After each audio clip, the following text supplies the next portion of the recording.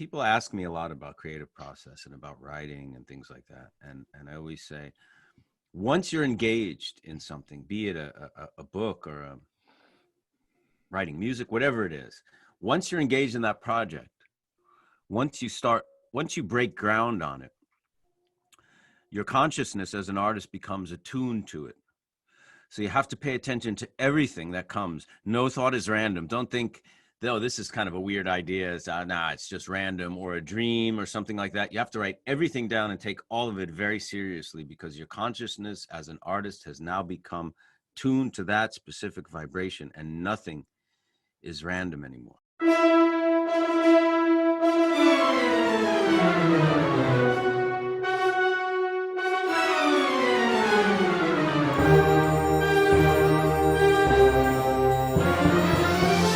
Welcome to another episode of the Filmosophers Movie Talk Show. I'm Chris Bush.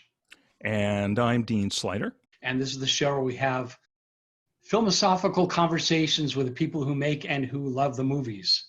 And we're very, very pleased to have on the show today actor, director, author, and Dharma practitioner, Michael Imperioli. Michael, thanks for being on the show with us. My pleasure. Thanks for having me. One of the things we talk about on the show is our guest favorite films, but we wanted maybe first to talk about any current or future projects of your own that you'd like to discuss. Well, I'm in the process of adapting a novel that I published 2 years ago for film. The novel is called The Perfume Burned His Eyes. It's a coming-of-age story set in New York in 1977 about a boy who moves from Queens to Manhattan, only to become the downstairs neighbor of Lou Reed and his transgendered girlfriend, Rachel, who live above him. And they kind of take over where his parents left off, in a way, to put it in a nutshell. So I'm working with New York playwright and screenwriter Francine Volpe, who used to be the literary manager at the theater my wife and I opened, Studio Dante, back in the early 2000s. Francine and I are adapting the book into screenplay, and we've been having some pitch meetings with some film companies, and there's a bit of interest. Fingers crossed till we get a deal, but I hope to be shooting the movie next summer. I love the premise of that, Michael. Yeah, that's the premise. I mean, yeah. I started writing the novel in 2013. My son was 16, going through the usual 16-year-old angst and problems. And I just wanted to relate better to that frame of mind, So I started writing this coming of age story set in the 70s, just because I have a nostalgia and affection for that period of time in New York. And 3 months into the writing, Lou Reed died. Which hit me on a number of levels, as a fan, as an artist, as a New Yorker, but also as a friend, because Lou and I did indeed become friends in the last dozen years of his life. And then there was that eureka moment. Oh, what if Lou is in the story? What was Lou doing at that time? And it just took off from there, When that moment happens, isn't that exciting? Yeah, there's nothing like it. Yeah. That's what keeps us addicted to doing these things. To the creative process, yeah. Yes. And when I talk to people people ask me a lot about creative process and about writing and things like that. And I always say, once you're engaged in something, be it a book or a writing music, whatever it is, once you're engaged in that project, once you break ground on it, your consciousness as an artist becomes attuned to it.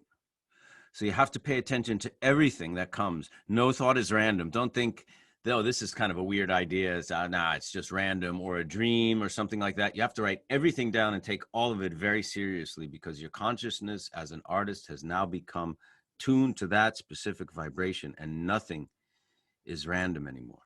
Right. Yeah. And I experience that when I'm writing a book, that I have to pay attention, because the environment just starts sending me stuff.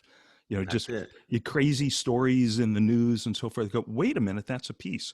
That's it. I Exactly. feel sometimes like I'm a bird, like a magpie that's collecting, you know, little twigs and gum wrappers and things to Yes. build a nest. It's exactly that, right? Because your whole consciousness is, is attuned. You're filtering the world now through that lens in a way, Right. the lens of whatever your creation is. So you have to pay attention. Right. Right. You Right. no doubt have an actor in mind to play the Lou Reed role. Yes, you're looking at him. Oh, you. Oh, yeah. Okay. Ah. So I was going to ask if you've approached that person. I have approached him, and he's okay with it. And available too. He's going to make himself available. I'm older than Lou was in 1977, but I realize that the age is only important for the boy. He has to look like he's 16 years old.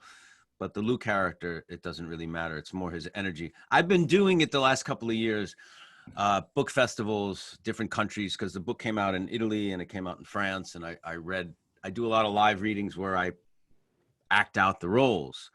And then I started doing it in nightclubs. Last year I did it with an actress named Nomi Ruiz, who read the role of Rachel, and we read together, and it just popped, and it just was magic. And you know, part of me was like, oh, maybe I should leave it open and see if they need to get a big star. And then I just said, you know what? This is my baby. I want to do it, and I'm going to do it. So I don't know. Sometimes you need to have that kind of focus and confidence to get things through, you know. But can you sing in Lou's bass baritone range? I don't know if I'll have to, but I can do a decent job of it. And the other thing is that the story is complete fiction. Although Lou was indeed living on the Upper East Side with Rachel at that point in time, all the events in the story are not true. Mm-hmm. So it is Lou, but it's not Lou. It's Mm-hmm. not a biopic by any means. It's not even a partial biopic. Mm-hmm. It's a fantasy. Mm-hmm. So I don't look like Lou. I don't want to like do prosthetics and kind of stuff like that to look like him, because that's not what it's about. It's more of the essence of who he is, the Mm-hmm. energy of Mm-hmm. what he's bringing. Mm-hmm. And that I'm pretty confident I could convey. Mm-hmm. I actually wanted to ask you, because I know that you have a background in Vajrayana, Tibetan Buddhist practice, as do I. Who was your teacher? I had a number of lamas, some of them Western teachers, Charles Janou in Switzerland, and I spent a few years studying with Ngak'chang Rinpoche from the UK, and a few others. I travel around a lot in the Dharma world, and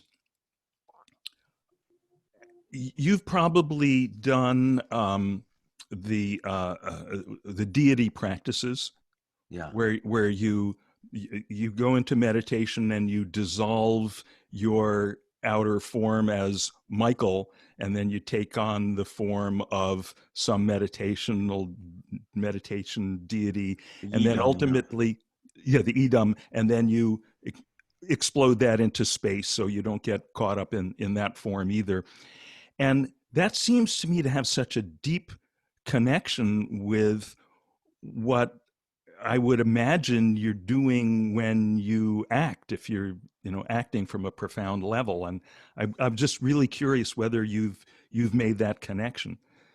Well, I have made that connection, and even more so.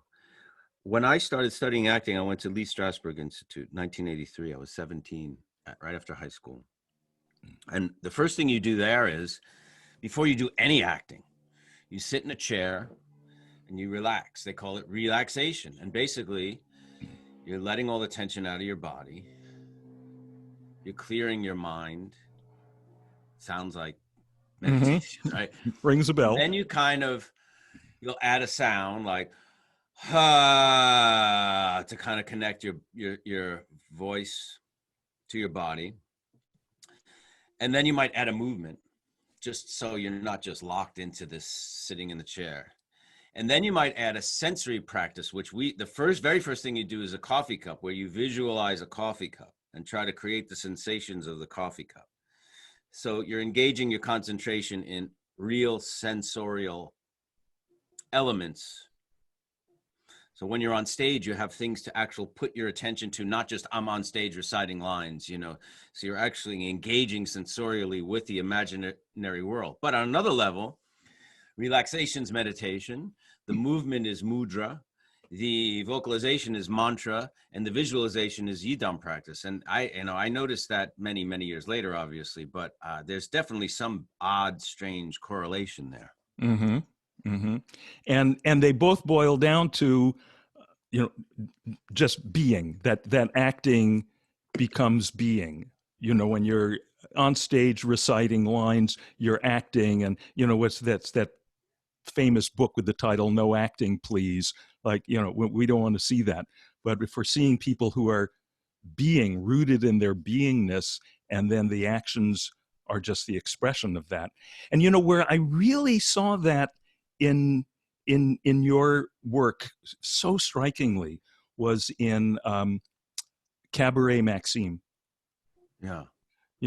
Where there's so much where you're not doing much, you're saying much, you're there in the scene, you're taking it in. And I just felt you were so profoundly relaxed into who this guy was, and into what the moment was, that you didn't have to do anything, and you just held us. That the experience of beingness is attractive to people. We're all thirsting for that. That's what I was trying to do. I was trying to just do that in the movie, and it took me 35 years to get to that place to be able to do. Yeah. Sorry, Chris, what are you saying? You were about to say something? No, I just said it's like that, the idea of the silent witness, which is what you were. It's this interesting carnival world of, misfits, but really a movie about family. Yeah. And you were kind of the quiet, silent anchor. Yeah, it's my favorite performance. How I experienced it. Was that your? Yeah, until it's time to take action at the end. Right. He's basically just watching, taking it in, enjoying it, not enjoying it, taking, and then finally he's forced at the end to take action to save what he believes in, and what has value to him, and defend it. But yeah, I mean, that kind of vibe totally worked for that character, which is why I was happy to play it that way. Mm-hmm. Doesn't work for all characters, right? Some are much more reactors or reactive or whatever, but Benny is really an observer in that world. But that's my favorite performance, because I just felt it allowed me really just to be in the moment and really kind of take in and connect to the other characters and actors and be present there. Yeah. That character a lot. Yeah, and right from the opening, you just really kind of take it on the jaw, where you walk out to the front of the cabaret, and we just see you looking, but we don't see what you're looking at. Yeah. So you just really had to do it all yourself, or beat it all yourself. Really fun. Really fun to do it that way. Yeah. To work with John Ventimiglia and David Preval, and the three you guys all in one place, that was such a pleasure to watch. That was a pleasure. I mean, John Ventimiglia and I was just off on the phone with him right before I jumped on the interview with you. I met him when I was 17 in acting school. That's how far we go back. And we've done theater together, independent film, all before The Sopranos. We were roommates. We have a long history. And the director of Cabaret Maxime, that's our third movie together. I think John did 5 movies with him, even though he's a Portuguese filmmaker. But so a lot of who you see in Cabaret Maxime is kind of my family, both on and off screen. It's kind of this gypsy family that gets together every so often and makes movies and theater and stuff. Right. By the way, the character, and I know there's a lot in that film that's really a tribute to the killing of a Chinese bookie. Yes. And even your character's name is a tribute to Ben Gazzara. The character in Killing of a Chinese Bookie that John Ventimiglia's character is based on, Mr. Sophistication. Yeah. I knew him. Mead Roberts, because in his later years, he taught screenwriting at the New School. I heard that. I just heard that very recently, which I find fascinating. Yeah, and so I took screenwriting classes with him there. And Very interesting. he was an incredible character. He was close friends with Tennessee Williams. I didn't know that. Yeah, and in fact, he did the adaptation of, I think he did 2 screenplays based on Williams' plays. The Fugitive Kind, which is from Orpheus. He did that? Yes. Mead Roberts did the adaptation for Fugitive Kind? Yes. Yes. Wow. Yes. And I did not know that. And he used to tell incredible stories about being on location when they were shooting that. Oh my God, I didn't know that. And he said the whole subtext of what makes that film work is that when Anna Magnani came from Italy to make that film, she told all her friends, I'm going to go and I'm going to go to bed with Marlon Brando. She used spicier language. And Brando, who, went to screwed everything, realized what was going on and decided he was not going to go to bed with her. And that was the whole movie. That tension is the whole movie, right? Great. So Mead would go on for hours like that. Wow. He'd come over to my house and, no one smoked in my house, so you couldn't make him not smoke in my house. He was great. Wow. That's really well. Did he write any books? Not that I know of, no. Did he work with Warhol? Am I confusing him with Taylor Mead? No. I'm mixing Taylor Mead up with him. Mead Roberts, Taylor Mead. Yeah, but Mead Roberts was great as Mr. Sophistication. And just a fantastic performance. I know there's almost like a cult around just that performance. Yeah, without a doubt. Yeah. Michael, do you want to talk a little bit about the 2 movies? Well, Cabaret Maxime originated, Bruno D'Almeida, the filmmaker, was actually a part owner of a club called Cabaret Maxime in Lisbon, which they opened around 2003, 2002. But the club had been there since the 20s. And it was an old style cabaret, with performers. And then during the war, World War II, because Portugal was neutral, in Casablanca, they're trying to get the transport plane to Lisbon so they can come to America, because Portugal was neutral. There was a spy hangout, Cabaret Maxime. There were people, there was Nazis, there was Americans, there was all kinds of people in Portugal. And then it became a cabaret again. Then it fell into disrepair. It was a porno theater in the 70s and 80s. And then it was closed for a while. And then these artists bought it and made it a performance space again. But more of like, it had burlesque, it had comedy, it had performance art, it had cool music, live music, it had cinema night. And my band played our first show there in 2006 before we even played in New York. And then what happened was after the EU kind of opened up in Portugal and a lot of other countries started buying up properties in Lisbon and gentrifying it, they bought that building, turned it into a hotel, and they tried to get Cabaret Maxime out of that space. And they used a lot of pressure, some intimidation and some just harassment, eventually got rid of them. So that's the background story. And then we talked, and he kept saying, it's just like Killing of a Chinese Bookie. It's just like Killing of a Chinese Bookie. What's happening here? So we and that's one of our favorite movies, Bruno and Johnny and mine. And we kind of just like, well, let's kind of pay homage, make it ours, make it about Cabaret Maxime, make it about gentrification rather than just greed, criminal greed and, organized crime greed or whatever, and make it about gentrification and make it ours. And that's how it was born. Well, the production values were better than Chinese Bookie, that's for sure. It's beautifully lit and photographed and shot. Lisa Rinsler, the DP, director of photography, who is going to shoot my movie, Perfume Burned His Eyes. Yeah, she's fantastic. Yeah, although, Chris, I have to say, my sense of Killing of a Chinese Bookie is that Cassavetes and whoever his DP was on that were getting exactly what they wanted to get. I'm sure they were. Oh yeah, I think a lot of it was John shooting sometimes. And, who shot? Was it Al Ruban might have shot that, or I think it was probably Al Ruban maybe shot it, who was also his producer. But John often held the camera, you know, on Mm-hmm. those indie movies and would shoot himself.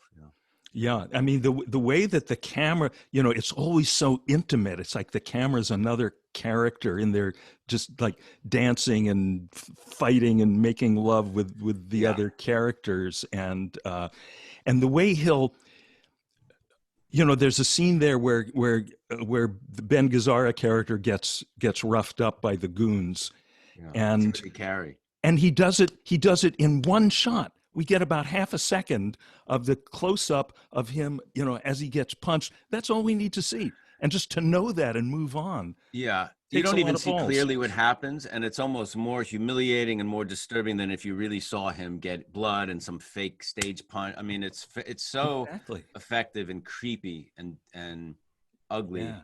You know, Cassavetes never made it easy. He didn't want it to be your viewing experience to just be easy and you to be able to get ahead of the movie. And the way he shot and cut was never, you know, you had to work for it a little bit. I mean, I heard a story that his initial cut of opening night, he screened and the audience gave it a standing ovation. And everyone was like, John, this is it. This is going to be your hit. This is the one. And he was like, nah. And he goes, they shouldn't be feeling like this. And he took the movie and recut it. He's like, they shouldn't be standing and cheering after this movie. That's wrong. That's hilarious. I mean, that's commitment. You know, there's a story about James Joyce after Finnegan's Wake came out, and you know everyone was complaining about how completely impenetrable it is, and he said something like, I've devoted my life to my books. I expect no less of my readers. Yeah, that's the good thing. I mean, I can watch those movies, Cassavetes movies, over and over and over again. They continually reveal things to me because of that, you know, because there's so much that went into it. And I remember the first time I saw a Cassavetes film, they did a retrospective at the Anthology Film Archives in New York. Probably the late 80s. And I think the first one I saw was Woman Under the Influence. Oh. And I remember I did not know what I was seeing. I'd never seen a film like that, you know.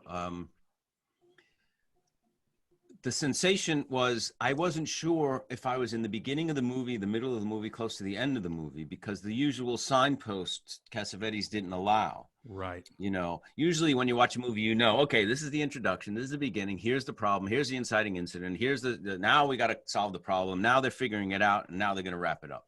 And you know where you are generally in that arc. With him, there's none of that. It's almost more like a dream. Time gets stretched and compressed in very odd ways. And you know, for me, that's so rich, you know, so you're really in that experience. You're not ahead of it. You're in the moment with the movie. Once you blow up the arc like that, I mean, two things. One thing is some people looking at that might say, oh, well, that's easy now. You've thrown away, but it's really, you know, there's that Dylan line, to live outside the law, you must be honest. Yeah, you know, it's not easy. You're not just doing whatever you want. It's not that. It's very deliberate. Yeah. Yeah, but it looks like you're doing whatever you want. It looks chaotic, but there's a very precise method to that madness. Yeah, it takes a lot more discipline. And the other thing is, once you've thrown out the arc, you know, it's kind of the most basic structural convention of, you know, that makes, you know, Snow White and Pulp Fiction, you know, all have the arc. Once you've thrown that out, it kind of makes everything look like, you know, just a movie. Yeah. Yeah, 100%. You know, and sometimes just a movie is an incredibly rich experience, not to deny that, of course, but you know, he just did something very unique that nobody really has quite matched. And I find him to be most underrated as a writer, because so many people think what he did was just improvisation. And I've met a lot of people who've worked with him and say that was not the case at all. He was a very tremendous writer. So now you did work with Ben Gazzara on Summer of Sam, right? Summer of Sam, but I acted in a movie with him called Too Tired to Die, which was an indie film by a Korean filmmaker that very few people saw. It was Mira Sorvino, Jeffrey Wright, Ben Gazzara, and I had several scenes with him. And got to spend some time with him. I met him a few times. I was very close with Seymour Cassel, though. He was one of my best friends, and Seymour used to stay with my family and I in New York. I would always see him in LA. We worked on a couple of projects together. And I knew Peter Falk. I wrote a script for Peter that we never were able to get made, but we spent a lot of time together. I met Al Ruban. Zora Lampert, who played Ben's wife in opening night, is in my film, Hungry Ghosts. So there's a few people that I met from his troupe. Best Peter Falk performance? Well, I mean, Woman Under the Influence is pretty amazing, but In-Laws is kind of incredible. It is incredible. And my third nominee is Wings of Desire. Yeah, that's great. I mean, that film is sublime. Amazing. Yeah. Apparently, In-Laws was one of Brando's favorite movies. And that's why he did The Freshman, because The Freshman was written and directed by the writer of In-Laws. Right. Andrew Bergman. Right. And Brando took The Freshman because he loved the In-Laws so much. My other favorite performance of yours is the episode in The Sopranos after Adrian is killed. Yeah. And you're at is it the Festival of St. Anthony? Oh, that's a good one. Yeah. Yeah. That's called The Ride, that episode. Yeah. Could you say anything about that? That's a montage of Christopher being high on heroin, and he's at the feast. And there's a song playing called Dolphins by a guy named Fred Neil. Yeah. Who I believe wrote Everybody's Talking, which was recorded by Harry Nilsson for Midnight Cowboy, but I think Fred Neil wrote it. I don't think Nilsson wrote it. Yeah, he did.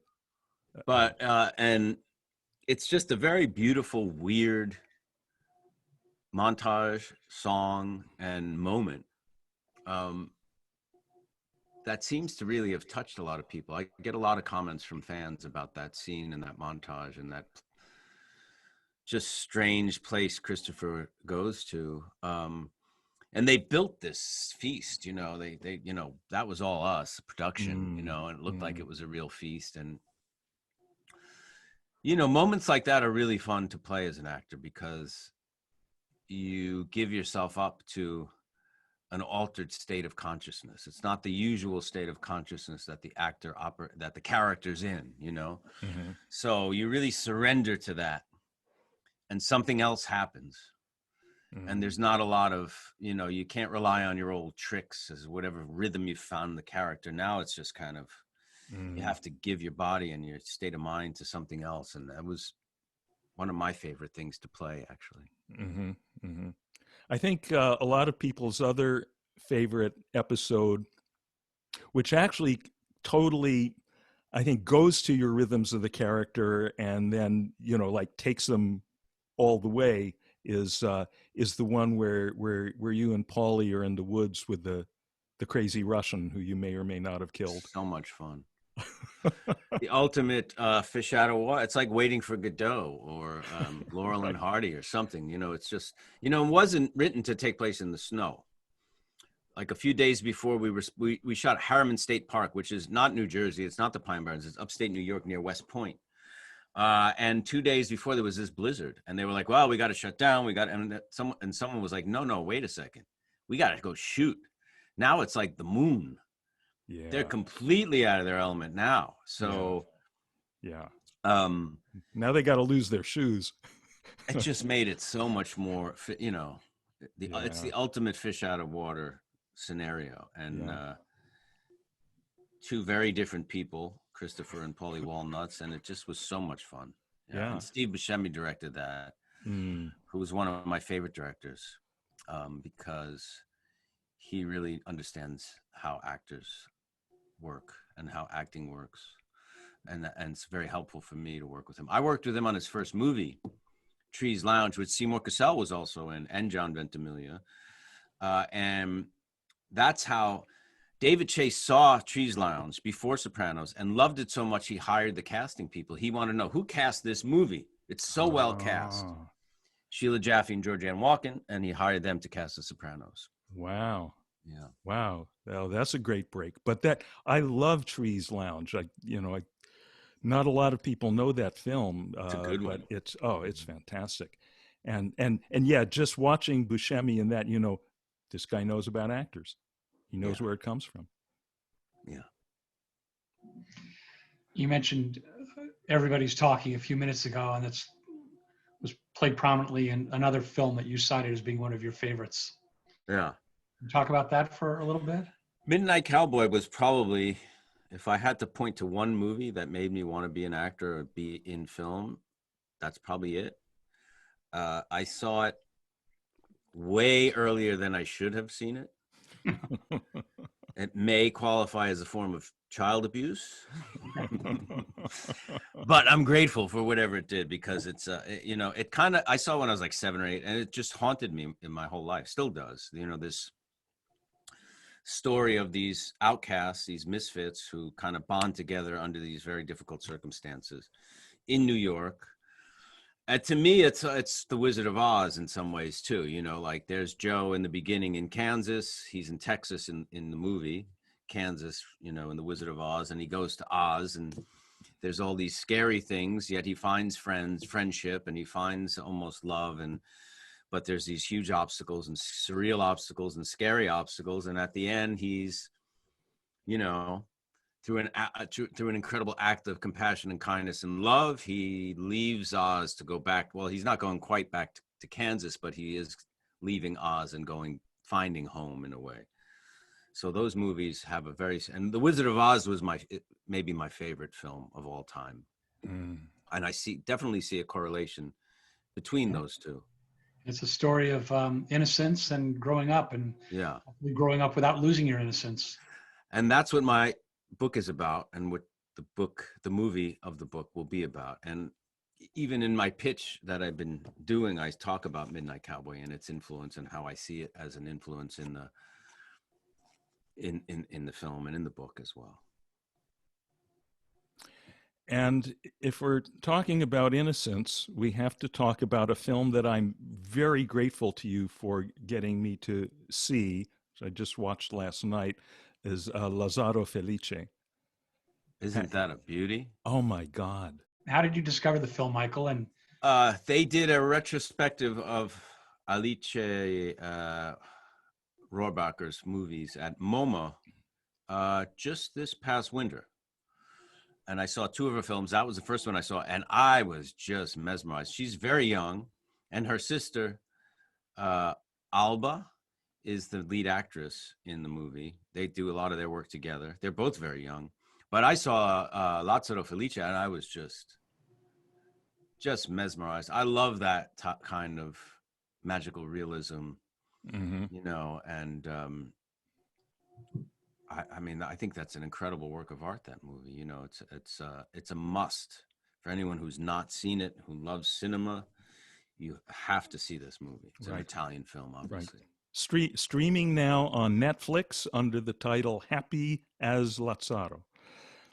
Yeah. And Lazaro is Lazarus, who was raised from the dead in the story of Christ, and there's obvious parallels to what happens in the movie. But if you haven't seen it, I don't want to spoil it. But boy, is that a beauty! Oh my God! And the young guy that they found to play Lazzaro is the face. It's just he has the face of a lamb. Yeah. It's so and he looks like a young saint out of a Caravaggio or something. Yeah, 100%. I mean, the casting is incredible, and that story of like the happy innocent in a way is something that I read Candide when I was pretty young, like I think in high school, and that story always really stuck with me. And The Catcher in the Rye, I wouldn't say Holden's a happy innocent, but there is something very innocent, and that is a coming of age novel. Those two really influenced my book. And innocence surviving despite being exposed to darkness and evil, and innocence, maturing and triumphing in a way. So that movie, Happy as Lazarus, really spoke to me, for that reason. But the character has his kindly shepherd here and there, and the character, is it Antonio, the young girl, kind of takes him under his wing and protects him. He's protected even, and adopted by the family of misfits. He is, and I don't want to give anything away, but the moment you see him after, yes, that, just took my breath away. Absolutely. I think I started I kind of teared up or something, because it was just like the fact that she did that as a filmmaker, was willing to do that as a filmmaker, touched me so much. We often on this show get people who are involved in film and also have at least, one foot or toe in some sense of spirituality. And a topic we've come back to more than once is how difficult it is to portray anything of the spiritual dimension in film without getting cheesy. Yeah. It's so delicate. Very, very, very hard. Yeah. Yeah. And boy, they just got it. They did. Yeah. You're absolutely right. It's an extremely difficult thing to pull off. In your film, The Hungry Ghosts, you approach the spiritual dimension from the other side, which is, okay, the way I was seeing it anyway, it's okay, let's look at the darkness. Let's look at the shit that people get tangled up in. Let's look at their misunderstandings, try to see that with some clarity, so that it can start to fall apart. And then that's where I was at. I mean, I wrote that film in 2007. I filmed it in 2008, and 2007 I just was exposed to Buddhism, right? And just started going to teachings, not even scratching the surface. So I was in a place of, because I went towards Buddhism because of a place of darkness and kind of dissatisfaction, life, and realizing that I needed something more, and I had a lot of confusion about it. So it was a very, very early exposure to Dharma, but an authentic place. I mean, I knew far less than I do now about Buddhism and Dharma and stuff like that, and I hadn't really begun practicing much then, but whatever that place is reflected in that movie. Yeah, you see it particularly in the Gus character, Nick Sando. Yeah, who is, you can see he's struggling with the teachings, and it's an authentic representation, I think, of the struggles of so many people when they hear the Dharma teachings. There's a self, there's not a self, there's the engagement with the world is okay, it's not okay, and he never resolves it, but he doesn't get the answers yet, but he's asking the questions. Yeah, he never is able to transcend the ego. Right. I think that's his. I mean, he's extremely intelligent, and I think he understands the teachings to some level, but he doesn't surrender to his teacher or find the right teacher.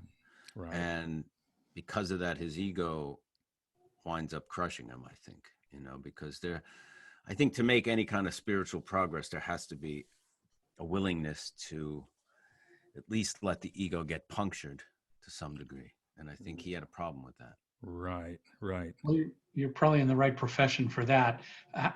How do you, I'm interested to know how your practice, how you manage the inevitable ups and downs of your world, which in the world, trying to get financing for a film, making things work.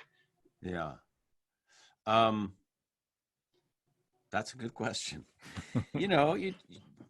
listen, it's just like life offers ups and downs all the time. You know, you have to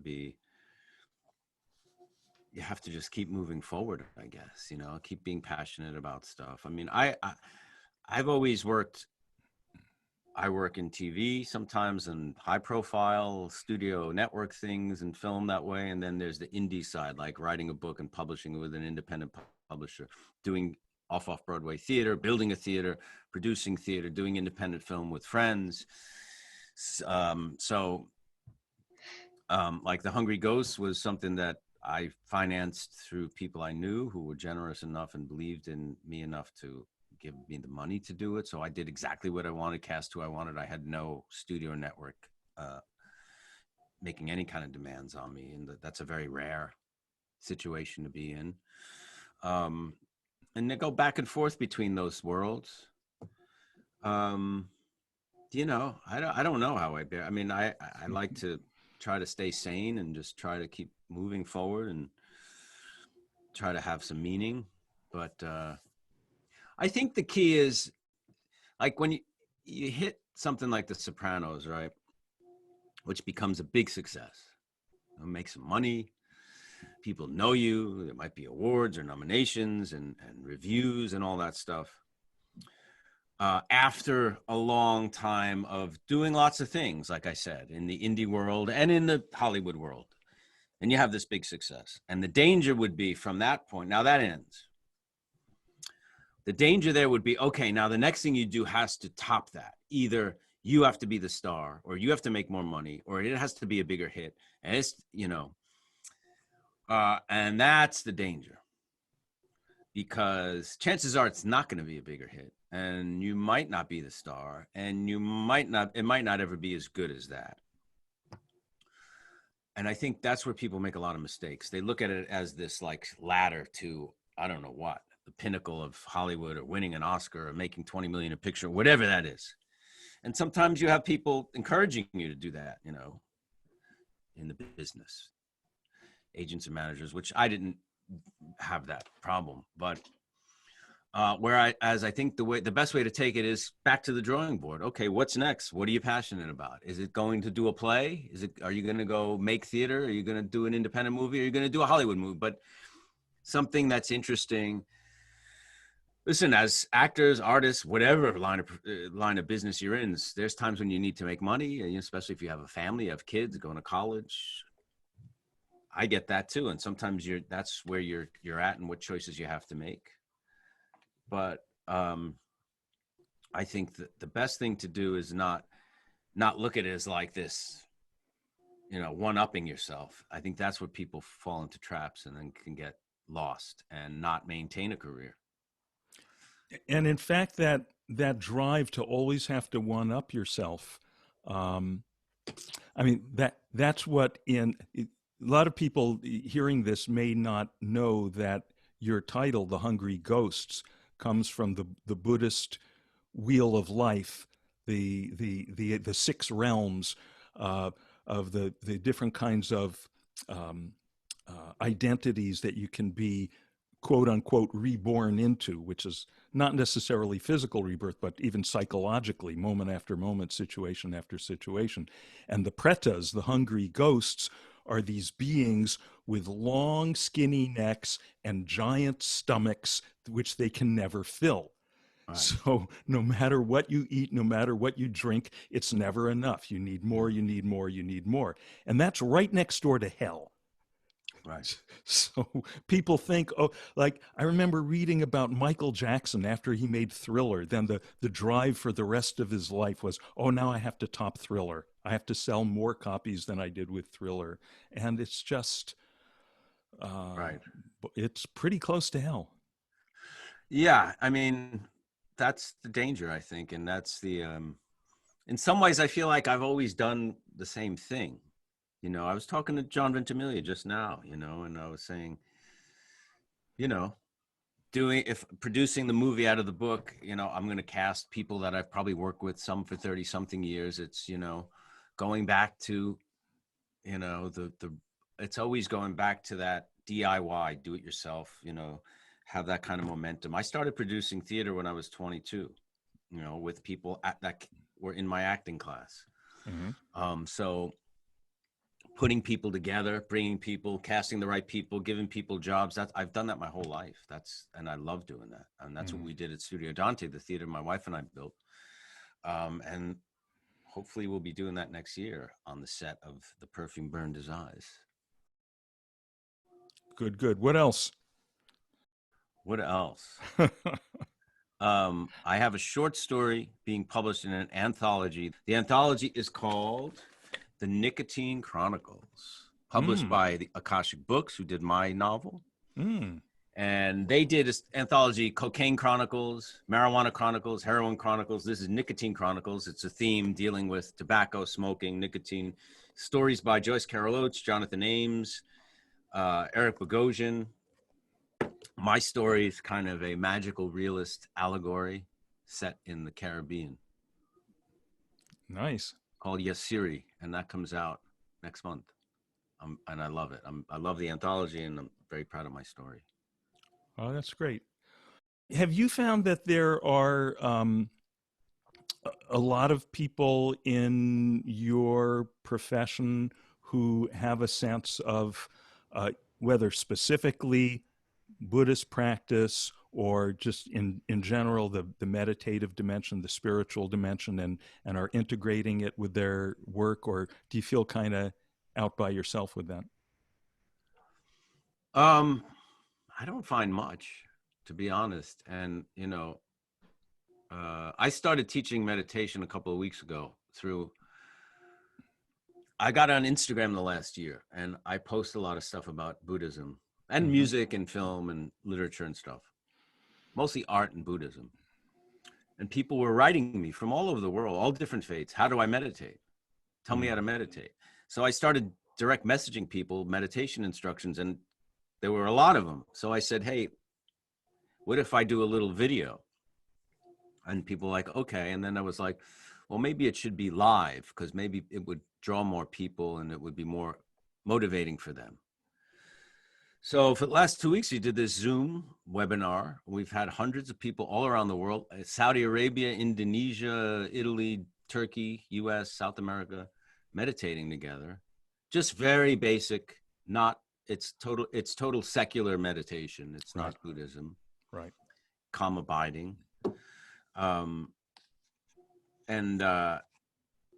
But my view of meditation comes from Buddhism. You know, it's not just for wellness and self-help. You know what I mean? There is a spiritual dimension, and I introduce that in very subtle ways to people. But I think there's a big difference between people who are into like yoga and vegetarianism and healthy living, and then people who really want a spiritual practice. Because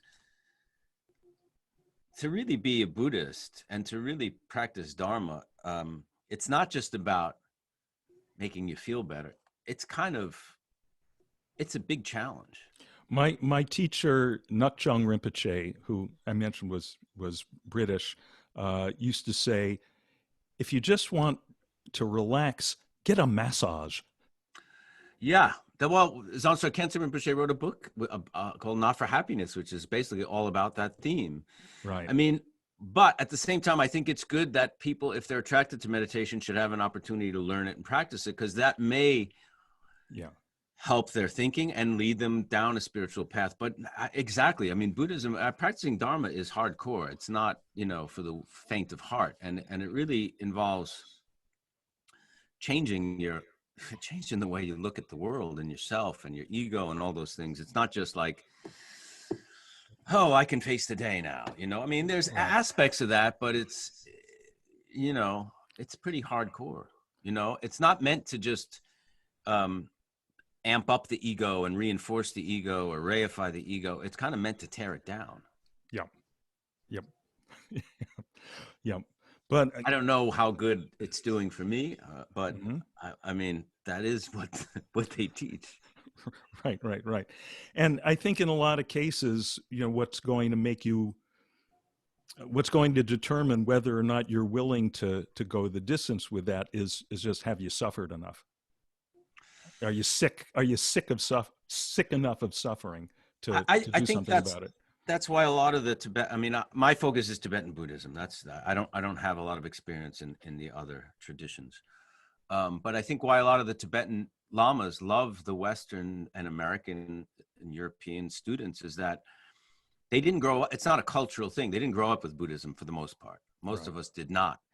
They came to it out of a place of suffering and dissatisfaction with their lives. And, and that's very good. That's a very good place to start, I think. I think when you're brought up culturally, sometimes with religion, it becomes, you can take it for granted, or you might not, you just kind of assume that you know all about it and that it's already part of you. And, because the teaching, especially Vajrayana Buddhism, it's really about dismantling the ego and kind of